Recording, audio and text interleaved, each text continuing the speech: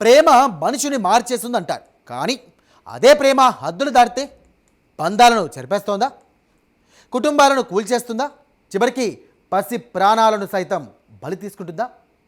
ఇక భర్తకు తెలియకుండా మొదలైన ఓ రహస్య బంధం కొన్నాళ్లకు అక్రమ సంబంధంగా మారింది.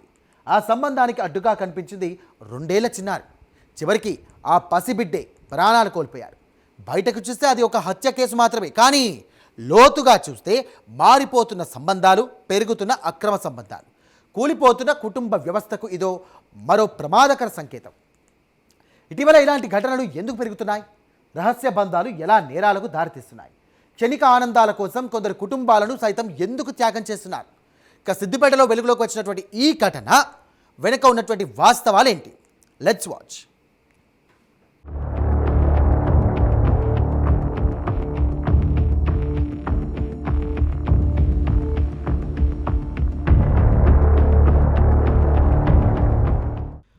ఒకప్పుడు కుటుంబం అంటే నమ్మకం, భార్యాభర్తల మధ్య బంధం అంటే బాధ్యత. కానీ ఇప్పుడు కొన్ని ఘటనలు చూస్తుంటే ఆ బంధాల నిర్వచనాలే మారిపోతున్నట్టుగా కనిపిస్తుంది.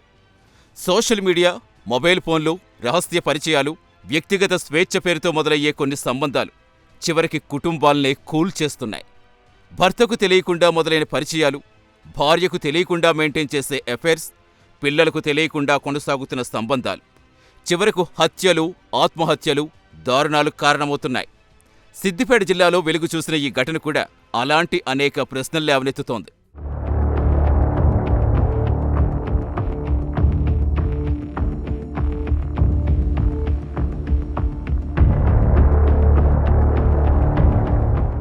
సిద్దిపేట జిల్లా జగదేవ్పూర్ మండలం తీగలు గ్రామానికి చెందిన స్వామి జ్యోతి దంపతులు మేడ్చల్ జిల్లా కేసర్లో నివాసముంటున్నారు. వీరికి 4 ఏళ్ల కూతురు, 2 ఏళ్ల కుమారుడు ఉన్నాడు. స్వామి క్యాబ్ డ్రైవర్గా పనిచేస్తూ కుటుంబాన్ని పోషిస్తున్నాడు. అంతా సవ్యంగానే ఉందనిపించింది. కానీ ఆ కుటుంబంలో భర్తకు తెలియని మరో కథ నడిచింది. పెళ్లికి ముందే మొదలైన ఒక పరిచయం పెళ్లి తర్వాత కూడా కొనసాగింది. యాదాద్రి భువనగిరి జిల్లాకు చెందిన నవీన్తో జ్యోతికి పెళ్లికి ముందుంచే పరిచయం ఉంది. అయితే పెళ్లి తర్వాత కూడా వీరు సంబంధం కొనసాగించారు. భర్త ఇంట్లో లేని సమయంలో జ్యోతి నవీన్ ఇంటికి పిలిచేది. గత కొంతకాలంగా భర్త ఇంట్లో లేని సమయంలో ఫోన్ కాల్స్, సందేశాలు, రహస్య సమావేశాలు నడిచాయి. ఇవన్నీ కొంతకాలం వరకు బయటకు రాలేదు. కుటుంబ సభ్యులకు కూడా అనుమానం రాలేదు.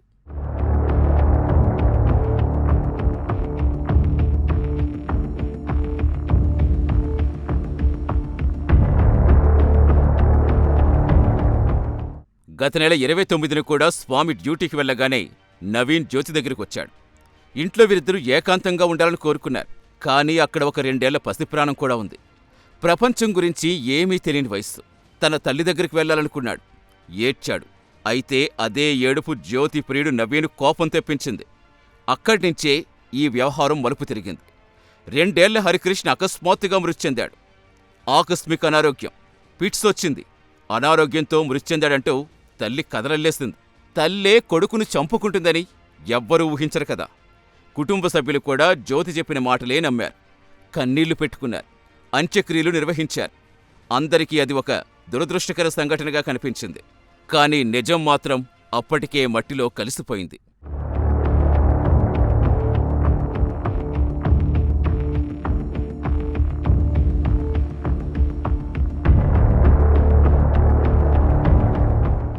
రోజులు గడిచాయి. జీవితం మామూలుగా మారాల్సింది. కానీ కొన్ని నిజాలు ఎంత దాచినా బయటకు రావడానికి ప్రయత్నిస్తాయి. ప్రవర్తనలో మార్పులు, అనుమానాలు, చిన్న చిన్న పొరపాట్లు ఇవన్నీ కలిసి ఒక దశలో సందేహాలు పెంచాయి. ఒక ప్రశ్న మరో ప్రశ్న పుట్టించింది. చివరికి అనుమానం నిజాన్ని బయటకు లాగింది.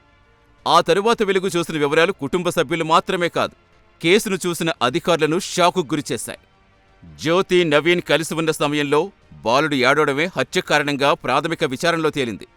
నీ 2 ఏళ్ల కొడుకు నాకు నచ్చలేదు, వీణ్ణి చంపేద్దామని నవీన్ జ్యోతితో అనగానే ఆ కన్నతల్లి ఏమాత్రం వెనుకాడకుండా ఓకే చెప్పేసింది. ఇద్దరూ కలిసి పసికందును నేలకేసి కొట్టడంతో బాలుడు అక్కడికక్కడే మృతి చెందాడు. నాకు నచ్చలేదని చెప్పిండు. క్వశ్చన్ వాడు నీతో ఉండడం నాకు ఇష్టం లేదు, అందుకని నచ్చలేదని చెప్పిండు. దేంతో మంచం కొట్టిండా? దేనితో కొట్టి చంపిండు?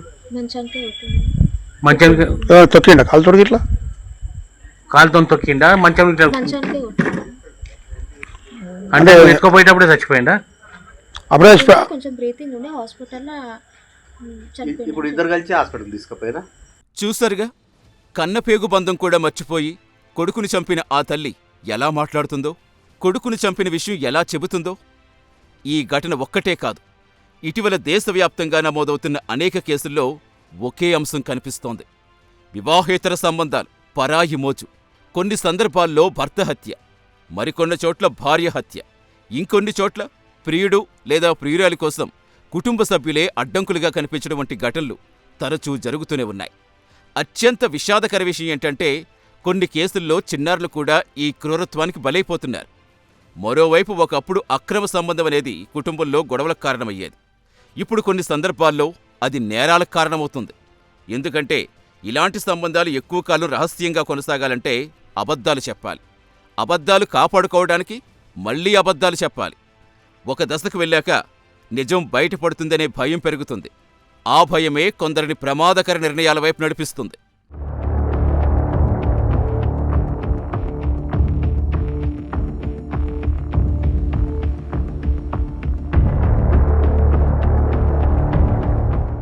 సామాజిక మాధ్యమాల ప్రభావం, వ్యక్తిగత గోప్యత పెరగడం, కొత్త పరిచయాలు సులభంగా ఏర్పడడం, కుటుంబ సభ్యుల మధ్య సంభాషణలు తగ్గిపోవడం వంటివి వివాహేతర సంబంధాలకు కారణమవుతున్నాయి. అయితే కారణాలేవైనా కావచ్చు, కానీ చివరికి నష్టపోయేది కుటుంబాలే. ముఖ్యంగా చిన్నారులే ఎక్కువగా బాధితులుగా మారుతున్నారు. ఈ తరహా ఘటనలో మరో ముఖ్యమైన విషయం ఏంటంటే, నేరం జరిగిన వెంటనే నిజాన్ని దాచే ప్రయత్నాలు కనిపించటం, ప్రమాదంగా చూపించటం, అనారోగ్యంగా చిత్రీకరించటం, ఆధారాలు తొలగించటం, కుటుంబ సభ్యులను తప్పుదోవ పట్టించటం. కానీ నేటి దర్యాప్తు వ్యవస్థలు, సాంకేతిక ఆధారాలు, ప్రవర్తనా విశ్లేషణలు చివరకు నిజాన్ని బయటకు తీసుకొస్తున్నాయి. ఎంత లోతుగా దాచినా నేరం ఒక దశలో తన ఆనవాళ్లు వదిలేస్తుంది.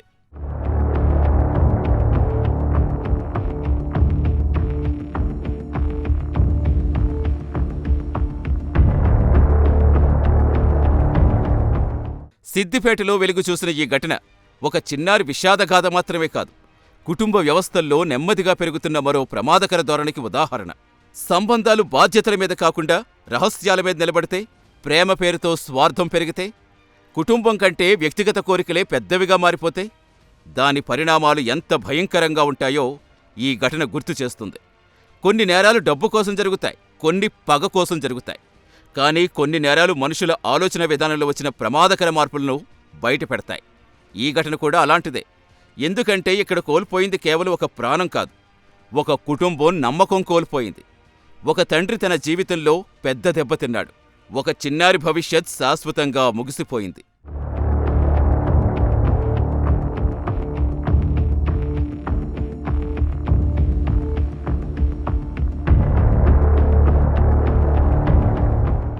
సిద్దిపేట లాంటి ఘటనలు సమాజానికి హెచ్చరికలు. రహస్య బంధాలు, బాధ్యతలేని సంబంధాలు, నియంత్రణ కోల్పోయిన భావోద్వేగాలు ఎంతటి విషాదాలకు దారితీస్తాయో గుర్తుచేసే ఘటన. వివాహేతర సంబంధాలు కొత్తవి కావు, కానీ వాటి కోసం కుటుంబాలను, బంధాలను, చివరికి పసిప్రాణాలు కూడా పణంగా పెట్టే ధోరణి మాత్రం ఆందోళన కలిగిస్తోంది. తాత్కాలిక కోరికలు, క్షణికానందాలు, రహస్య బంధాలు కొన్ని క్షణాలు సంతోషాన్నివ్వచ్చు, కానీ వాటి పరిణామాలు మాత్రం జీవితాంతం వెంటాడే విషాదాలుగా మారిపోతాయి.